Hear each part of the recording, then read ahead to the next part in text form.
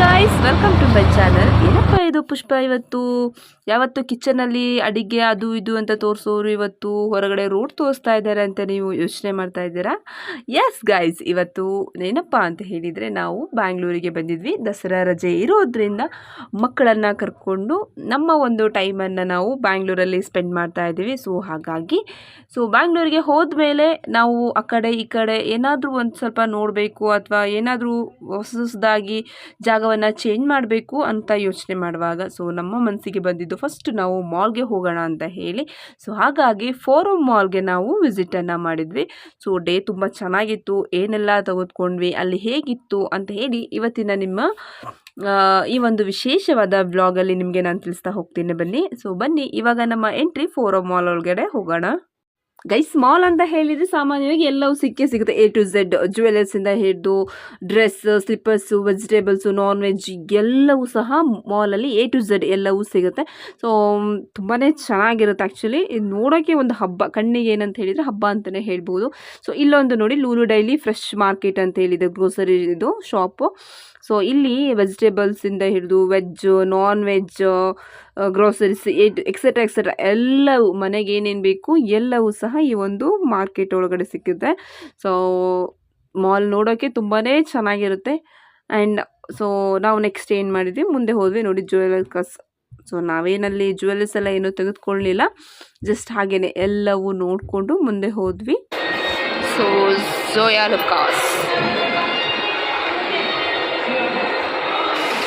ಹಾಗೆ ನಾವಿಲ್ಲಿ ನನ್ನ ಮಗನಿಗೆ ಸ್ವಲ್ಪ ಬಟ್ಟೆಗಳು ಬೇಕಾಗಿತ್ತು, ಹಾಗೆ ತಗೊಳ್ಳೋಣ ಅಂತ ಹೇಳಿ ಒಳಗಡೆ ಎಂಟ್ರಿ ಆದ್ವಿ. ನೋಡ್ತಾ ಇರ್ಬೋದು, kids wares and adults wares ಎಲ್ಲ ಇದೆ. ಕುರ್ತೀಸು, ನಮಗೆ ಬೇಕಾಗಿರೋಂಥ ಎಲ್ಲ ಬಟ್ಟೆಗಳು ಕೂಡ ಇಲ್ಲಿ ಅವೈಲೇಬಲ್ ಇದೆ.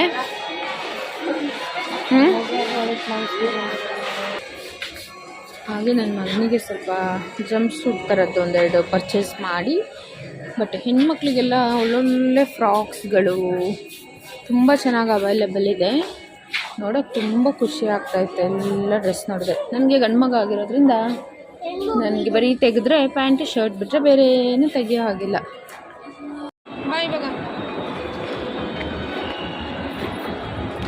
ಇವಾಗ ನಾವು ನೆಕ್ಸ್ಟ್ ಫ್ಲೋರ್ಗೆ ಹೋಗ್ತಾ ಇದ್ದೀವಿ.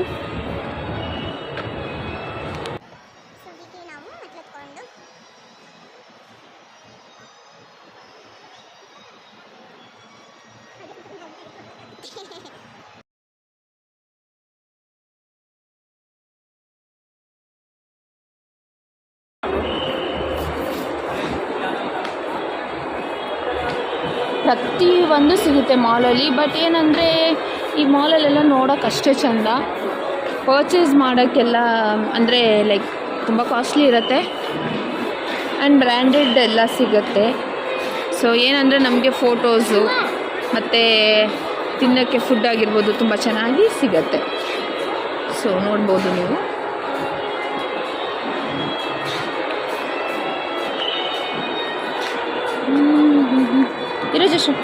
ನಲ್ಲಿ ನಾವು ಒಂದು ಮಾಲ್ ಫುಲ್ ಸುತ್ತ ನೋಡಿಬಿಟ್ಟು ಫುಡ್ ಕೋರ್ಟಿಗೆ ಅಂತ ಬಂದ್ವಿ. ಏನಾದರೂ ಇಲ್ಲಿ ತಿನ್ನೋಣ ಅಂತ ಹೇಳಿ ಬಂದ್ವಿ. ಇಲ್ಲೇ ಪಿಜ್ಜಾ, ಮೊಮೋಸ್ ಆ್ಯಂಡ್ KFC ತುಂಬ ಥರದ್ದು ಫುಡ್ಸ್ ಇತ್ತು. ತುಂಬಾ ವೆರೈಟೀಸ್ ಅಂತೂ ಇದ್ದೇ ಇರುತ್ತೆ ಮಾಲಲ್ಲಿ ಅಂತೂ. ನಿಮಗೆ ಏನು ಬೇಕು ಎಲ್ಲವೂ ಸಿಗುತ್ತೆ ಇಲ್ಲಿ. ತುಂಬಾ ಚೆನ್ನಾಗಿರುತ್ತೆ. ತುಂಬ ಚೆನ್ನಾಗಿತ್ತು. ಒಂಥರ ಬರ್ಗರ್, ಪ್ರತಿಯೊಂದು ಫುಡ್ ಇಲ್ಲಿ ಅವೈಲೇಬಲ್ ಇತ್ತು. ಖುಷಿಯಾಗಿ ನಾವು ತಿನ್ಕೊಂಡು ಬಂದ್ವಿ.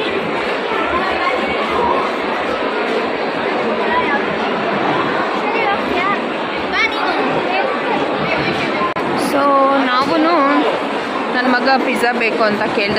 ಪಿಜ್ಜಾ ತೊಗೊಳ್ಳೋಣ ಅಂತ ಹೇಳಿ ಬಂದ್ವಿ. ನಾವು ಕೂಡ ಪಿಜ್ಜಾ ಆರ್ಡರ್ ಮಾಡಿದ್ವಿ. ಪಿಜ್ಜಾ ಆರ್ಡರ್ ಮಾಡಿ ನಾವಿಲ್ಲಿ KFC ಆರ್ಡರ್ ಮಾಡೋಣ ಅಂತ ಹೇಳಿ ಬಂದ್ವಿ. KFC ಆರ್ಡರ್ ಮಾಡಿ ಬಂದ ತಕ್ಷಣ ಇಲ್ಲಿ ನಮಗೆ ವೆಜ್ ಲೋಡೆಡ್ ಪಿಜ್ಜಾ ರೆಡಿ ಇತ್ತು. ತಿನ್ನೋಕ್ಕಂತೂ ಸ್ಟಾರ್ಟ್ ಮಾಡ್ತಾಯಿದ್ವಿ. ಇದು ಇವಾಗ ನನ್ನ ಮಗನಿಗೆ ತಿನ್ನಿಸ್ತಾ ಇದ್ವಿ. ಅವನಂತೂ ಪಿಜ್ಜಾ ಲವರು. ತುಂಬ ಚೆನ್ನಾಗಿ ಎಂಜಾಯ್ ಮಾಡ್ಕೊಂಡು ಪಿಜ್ಜಾನ ತಿಂತಾನೆ ಅವನಂತೂ. ನೆಕ್ಸ್ಟ್ ಪೆಪ್ಸಿ ಮತ್ತು KFCಯನ್ನು ಆರ್ಡ್ರ್ ಮಾಡ್ಕೊಂಡಿದ್ವಿ. ಸೊ ಚೆನ್ನಾಗಿ ಅದನ್ನೆಲ್ಲ ತಿಂದ್ಕೊಂಡು ಮಾಲೆಲ್ಲ ಚೆನ್ನಾಗಿ ಸುತ್ತಕೊಂಡು ಒಂದಷ್ಟು ನಮ್ಮ ಟೈಮನ್ನು ಮಾಲಲ್ಲಿ ಸ್ಪೆಂಡ್ ಮಾಡಿ ಅಲ್ಲಿಂದ ನಾವು ಹೊರಟ್ವಿ. ಸೊ ಅಲ್ಲಿಂದ ನಾವು ಹೊರಟು ಅಲ್ಲಿ ಅಂಗಳ ಪರಮೇಶ್ವರಿ ಟೆಂಪಲ್ಗೆ ಹೋದ್ವಿ. ದೇವಸ್ಥಾನಕ್ಕೆ ಅಂತ ಬಂದಿದ್ವಿ. ಅಲ್ಲಿ ದಸರಾ ಹಬ್ಬದ ಪ್ರಯುಕ್ತವಾಗಿ ಗೊಂಬೆಗಳನ್ನ ಕೂರಿಸಿದ್ರು. ಆ್ಯಕ್ಚುಲಿ ಈ ಟೆಂಪಲ್ ತುಂಬಾ ಚೆನ್ನಾಗಿದೆ. ಇಲ್ಲಿ ದೇವಸ್ಥಾನದಲ್ಲಿರುವಂತಹ ಮೂರ್ತಿ ಅಥವಾ ವಿಗ್ರಹಗಳನ್ನೆಲ್ಲ ನೋಡಿದರೆ ನೀವು ನಿಜಕ್ಕೂ ಮೈ ಜುಮ್ ಅನಿಸುತ್ತೆ. ತುಂಬ ಅಂದರೆ ತುಂಬಾ ಚೆನ್ನಾಗಿದೆ. ಸೊ ನಾನು ನಿಮಗೆ ಮುಂದೆ ತೋರಿಸ್ತಾ ಹೋಗ್ತೀನಿ ಬನ್ನಿ. ಸೊ ಒಂದೊಂದು ಗೊಂಬೆಗಳನ್ನು ದಸರಾ ಪ್ರಯುಕ್ತವಾಗಿ ಅಲಂಕಾರ ಮಾಡಿದ್ರು.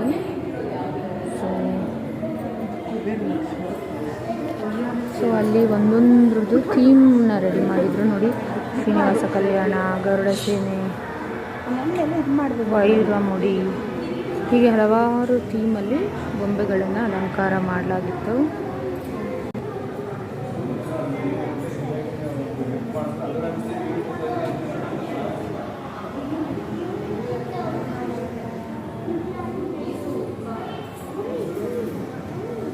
ನೀವು ನೋಡ್ತಾ ಇರ್ಬೋದು ಇಲ್ಲಿ ಕೃಷ್ಣ ಲೀಲೆ, ಕಲ್ಯಾಣೋತ್ಸವ,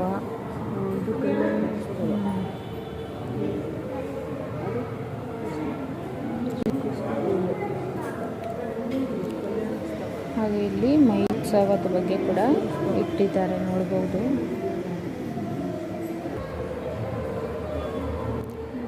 ದಸರಾ ಅಂತ ಹೇಳಿದರೆ ಒಂದು ರೀತಿಯ ಹಬ್ಬ ಅಥವಾ ಅದರ ಒಂದು ವೈಭವ ಇರಬಹುದು, ಆಚರಣೆ ಇರಬಹುದು, ಇದೆಲ್ಲವೂ ಒಂದು ರೀತಿ ವಿಶೇಷವಾಗಿರುತ್ತೆ.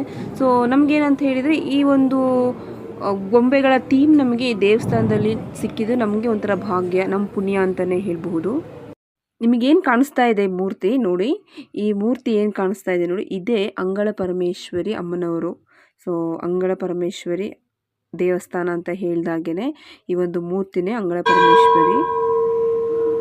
ಈ ದೇವಸ್ಥಾನದ ಹಿನ್ನೆಲೆ ಅಥವಾ ಹಿಸ್ಟ್ರಿ ಏನು ನನಗೆ ಅಷ್ಟಾಗಿ ಗೊತ್ತಿಲ್ಲ.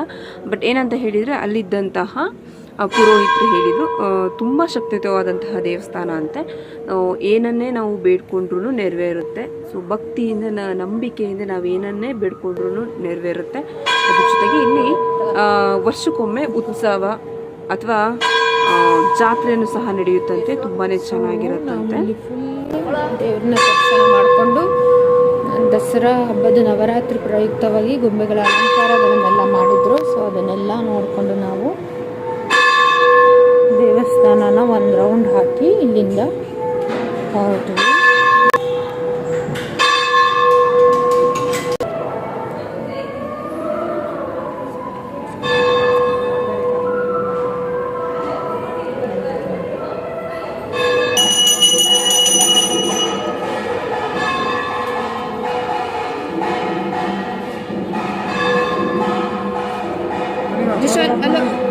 ಬರ್ಬೋದಾ?